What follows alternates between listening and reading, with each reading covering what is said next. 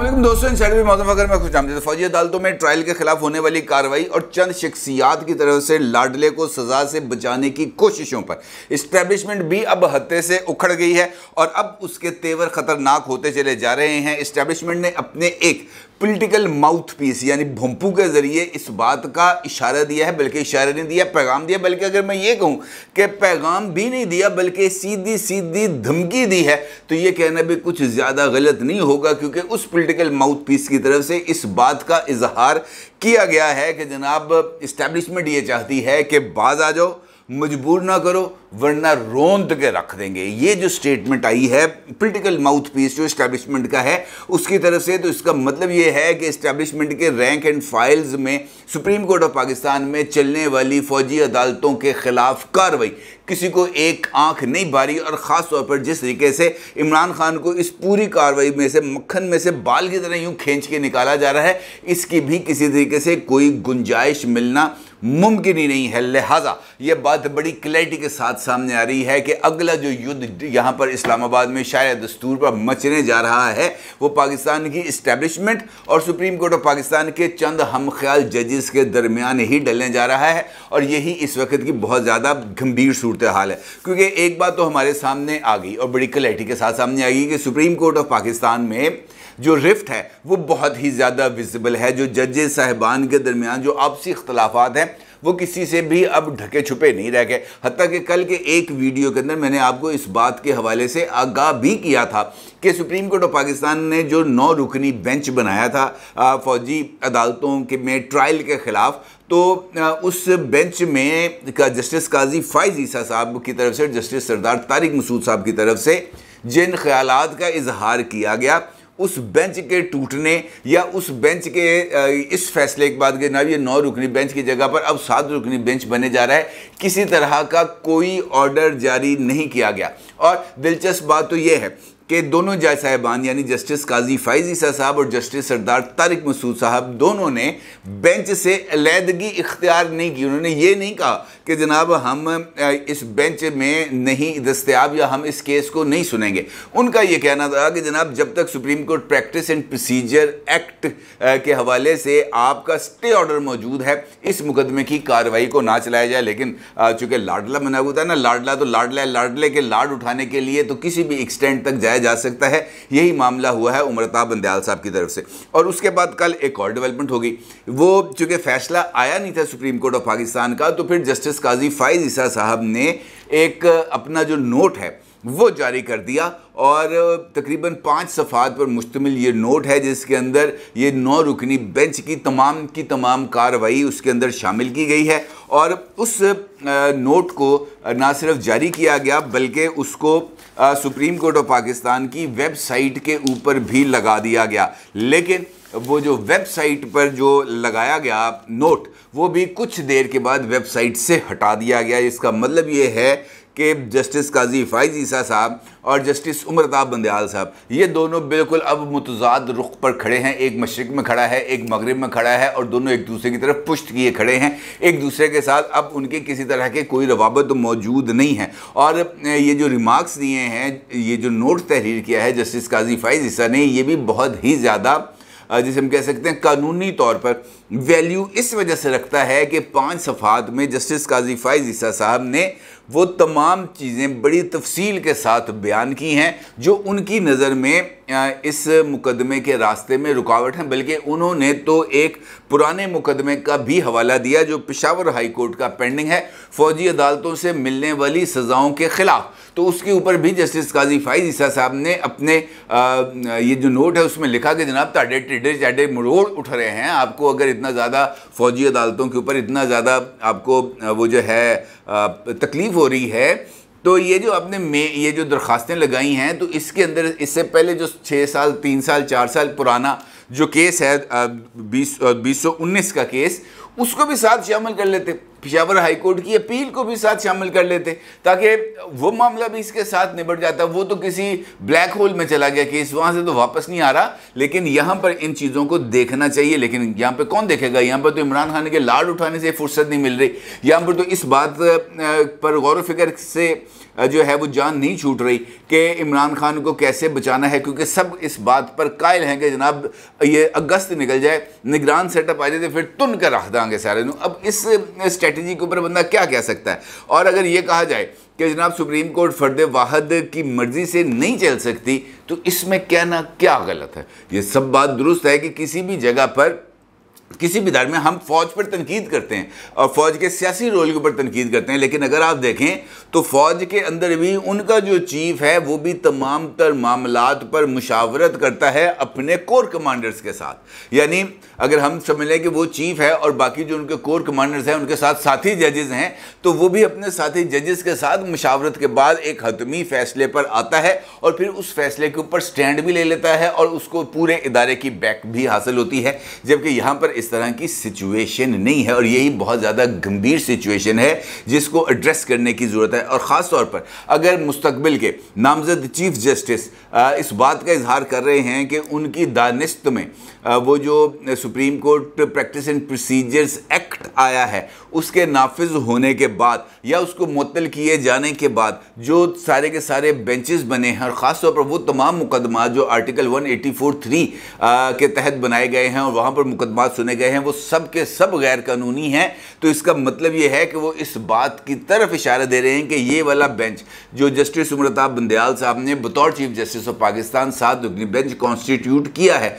उनकी नज़र में यानी जस्टिस काजी फाइज ईसा साहब की नज़र में ये वाला बेंच भी इलीगल है, गैर कानूनी है। और इसका मतलब ये है कि इस बेंच से जो भी फैसला आएगा उस फैसले की कोई वक़्त नहीं होगी, उस फैसले को कोई अहमियत देने के लिए तैयार नहीं होगा। और यही वो तनाज़ा है जिसने आगे बढ़कर बहुत ही ज़्यादा गंभीर रुख इख्तियार करना है। और शायद यही वजह है कि हुक्मरान इत्तेहाद से ताल्लुक़ रखने वाले बहुत से अरकान, जिनमें जो है नामवर वकला भी शामिल हैं, जिनमें पॉलिटिशियंस भी शामिल हैं, वो भी इसी एक नुक्ते का सहारा लेते हुए ये कह रहे हैं कि मिलिट्री ट्रायल के ख़िलाफ़ इस 7 रुकनी बेंच का फ़ैसला कोई नहीं मानेगा। और इसके साथ साथ ये बात भी सामने आ रही है कि सुप्रीम कोर्ट ऑफ पाकिस्तान की तरफ से जिन लोगों को नोटिस किए गए थे, यानी शहबाज शरीफ साहब को, ख्वाजा आसिफ साहब को, जनाब राना सनाउल्लाह साहब को, उन्होंने भी अपने अपने वकला इकट्ठे कर लिए हैं और वो भी अपने अपने दलाइल देंगे। शहबाज शरीफ को रिप्रेजेंट करेंगे बैरिस्टर फ़रोग नसीम साहब और शाह खावर साहब करेंगे ख्वाजा आसिफ साहब को और राना सनाउल्लाह साहब को रिप्रेजेंट करेंगे जनाब इरफान कादर साहब। लिहाजा यहाँ पर भी अब खौफनाक किस्म का युद्ध अब डलने जा रहा है। और इरफान कादर साहब ने ही जो मीडिया के साथ गुफ्तगू करते हुए दुनिया न्यूज़ के प्रोग्राम ऑन दी फ्रंट में इस बात का जो है वो जिक्र किया कि जस्टिस काजी फाइज ईसा ने कानून को फॉलो करके ठीक किया। नामजद चीफ जस्टिस ने कहा कि बेंच ही गैर कानूनी है तो इस बेंच का जो भी फैसला होगा वो भी गैर कानूनी होगा और इस फैसले का पर भी अमल दरामद की जो सिचुएशन है वो 14 मई वाले फैसले के मुताबिक ही होगी। यानी उस फैसले को भी किसी ने नहीं माना था। 14 मई को इलेक्शंस नहीं हुए थे और अब भी इलेक्शंस नहीं होंगे और इस सारी सूरत हाल की वजह और ख़ास तौर पर फ़रोग नसीम साहब के मैदान में आने की वजह यकीनी तौर पर इस्टेब्लिशमेंट है, क्योंकि फ़रोग नसीम साहब आपको पता है कि वो जुडिशल फेस हैं इस्टेब्लिशमेंट का और इसी तरीके से बहुत सारे पॉलिटिकल फेस भी हैं। ये जो फ़रोग नसीम साहब हैं इन्होंने इससे पहले चीफ़ ऑफ आर्मी स्टाफ को रिप्रेजेंट किया हुआ है जब उनकी अपॉइंटमेंट का नोटिफिकेशन को खोसा साहब ने जो है वो इल्तवा में डाला था और इसी तरीके से परवेज़ मुशर्रफ साहब के ऊपर भी जब संगीन गद्दारी का मुकदमा चल रहा था तो उनके काउंसिल भी फ़रोग नसीम साहब ही थे। इसका मतलब यह है कि फ़रोग नसीम साहब ऐसे मामलात में बड़े पेश होते हैं और वो सामने आते हैं और वो आकर इस मरतबा फ़ौजी अदालतों के हक़ में जो दलाइल हैं वो देंगे और देखना यह है कि इसका क्या नतीजा निकलेगा। अलबत्ता ये जिक्र जो मैंने आपके साथ किया कि इस्टेब्लिशमेंट के जो पॉलिटिकल माउथ पीस हैं वो मुतहरक हो गए हैं, तो इसमें इसका भी जो अमल दरामद इस पर भी जो राय है वो कुछ ज़्यादा गलत नहीं है, क्योंकि फैसल वाउडा साहब अगर हम इस वक्त देखें तो वो इस्टेब्लिशमेंट के सबसे ज़्यादा ट्रस्टेड माउथ पीस हैं और एन उन मौक़ों पर सामने आते हैं जब उनको इस बात की हदायत की जाती है। अब फैसल वाउडा साहब गुज़िश्ता 2-3 दिन से जैसे ही ये वाले मुकदमे की समाअत शुरू हुई है डेली बेसिस पर एक्टिव हैं। डेली बेसिस पर वो कभी इस चैनल पे बैठे होते हैं, कभी उस चैनल में, कभी समा में, कभी न्यूज़ में, कभी जियो में, कभी किधर वो हर जगह पर बैठ भी रहे हैं और अपना नुक्ता नज़र शेयर भी कर रहे हैं। अलबत्ता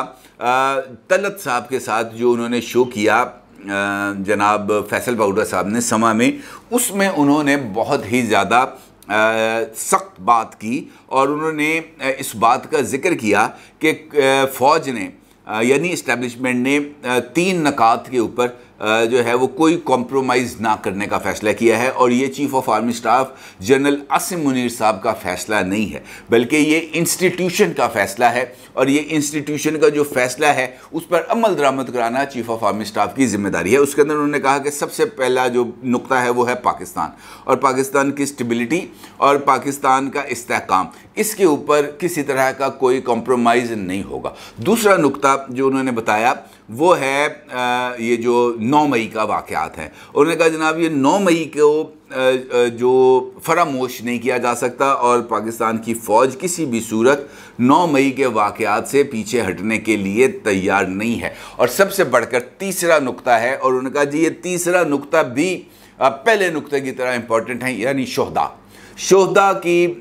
जो कुर्बानियाँ हैं उनको ना नज़रअंदाज किया जा सकता है और ना ही शोहदा की कुर्बानियों को का मजाक उड़ाने की इजाज़त दी जा सकती है। शोहदा जो है वो एक ऐसी जिसे हम कह सकते हैं रेड लाइन है पाकिस्तानी फ़ौज के नज़दीक, जिसको किसी भी सूरत क्रॉस करने की इजाज़त नहीं दी जा सकती। अब इसके साथ उनका ये कहना है कि जनाब ये 3 नुक्ते हैं, ये 3 बड़ी क्लैरिटी के साथ हैं और इन्हीं 3 नुक्तों पर अमल दरामद करने के लिए जो ट्रायल हैं वो फ़ौजी अदालतों में होंगे। अब उन्होंने कहा ये बात मैं आपको बड़ी क्लैरिटी के साथ बता रहा हूँ फैसल पाउडर साहब ने कि जनाब इन मामलात में अगर किसी ने मुदाखलत करने की कोशिश की, अगर सुप्रीम कोर्ट ऑफ पाकिस्तान ने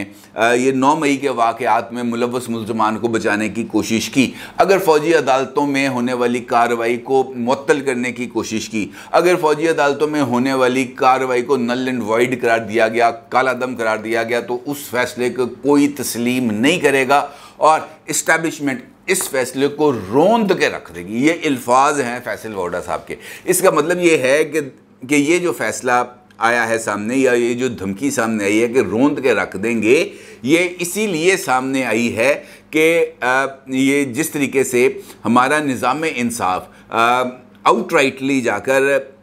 कतई नज़र इस बात को देख के कि जनाब ये कानूनी तौर पर दुरुस्त है, गलत है, जायज़ है, नाजायज़ है, वो जिस तरीके से इमरान खान को फॉलो कर रहे हैं, इमरान खान को बचाने की कोशिश कर रहे हैं, इमरान खान को एक अदालती मजलूम बनाने की कोशिश कर रहे हैं, वो किसी भी सूरत काबिल कबूल नहीं है। और ये बात मैं इस प्लेटफॉर्म के ऊपर कई मरतबा आपके सामने रख चुका हूँ कि जो फ़ौजी अदालतों के अंदर या वो तमाम लोग जो इस वक्त तहवील में हैं कमांडिंग ऑफिसर्स की, उन्होंने बहुत ज़्यादा डिटेल्स के अंदर उन तमाम लोगों ने जो डिटेन हैं बहुत ज़्यादा तफसील के अंदर बहुत सारी चीज़ें बताई हैं, बहुत ज़्यादा जो व्हाट्सएप मैसेजेस हैं वो बताए हैं, वॉइस मैसेजेस दिखाए हैं, तमाम तर चीज़ें डाटा उनके पास मौजूद है और उससे फिर कड़ी से कड़ी मिल रही है कि इस व्हाट्सएप ग्रुप के अंदर फ़लाँ बंदे ने ये बात की, फ़लाँ बंदे से पूछा जाएगा कि जब तुमने ये बात क्यों की, और इसी तरीके से चेक करते करते उस आखिरी आदमी तक पहुंचा जाएगा जिसने ये बयान जारी किया था। और वो आखिरी आदमी लामहला मुराद सईद साहब ही निकल रहे हैं अभी तक की इतलात में। और मुराद सईद साहब का मतलब ये है कि इमरान खान, क्योंकि मुराद सईद साहब और इमरान खान साहब एक ही सिक्के के 2 रुख समझे जा रहे हैं। इसका मतलब ये है कि ये तमाम तर कार्रवाई जैसे जैसे आगे बढ़ेगी बहुत सारे किरदार और बहुत सारे चेहरे बेनकाब होंगे और फ़ौज इस वक्त इन तमाम चेहरों को और किरदारों को बेनकाब करने पर तुली बैठी है और इस रास्ते में किसी तरह की कोई रुकावट बर्दाश्त नहीं की जाएगी। और यही वजह है कि हुकूमत एक मुकम्मल स्टांस लेकर सामने खड़ी है। ये जो पैगाम सामने आया है, जो काजी फ़ाइज़ ईसा साहब का जो नोट सामने आया है 5 सफ़ात पर मुश्तमिल, और उसके बाद ख्वाजा आसिफ, राना सनाउल्लाह और इरफान कादर साहब की तरफ से जो बातें सामने आ रही हैं कि जनाब इस फैसले को कोई तस्लीम नहीं करेगा, तो इसका मतलब ये है कि हमें अब इन तमाम चीज़ों पर ज़रा बैठकर गौर करना पड़ेगा। क्योंकि अगर इसी तरीके से सुप्रीम कोर्ट ऑफ पाकिस्तान के फ़ैसलों की डिफाइंस होती रही और सुप्रीम कोर्ट ऑफ पाकिस्तान इसी तरीके से आगे बढ़कर पॉलिटिकल मोटिवेटेड फ़ैसले देता रहा, तो फिर ये हालात जो है ये किसी के काबू में नहीं आएंगे और फिर एक ऐसी अनारकी की सिचुएशन डेवलप होगी जो खुदा न खास्ता किसी बहुत बड़े नुकसान का पेश खेमा साबित हो सकती है। अपनी राय को ज़रूर इज़हार कीजिएगा। आपका बहुत शुक्रिया। अल्लाह हाफिज़।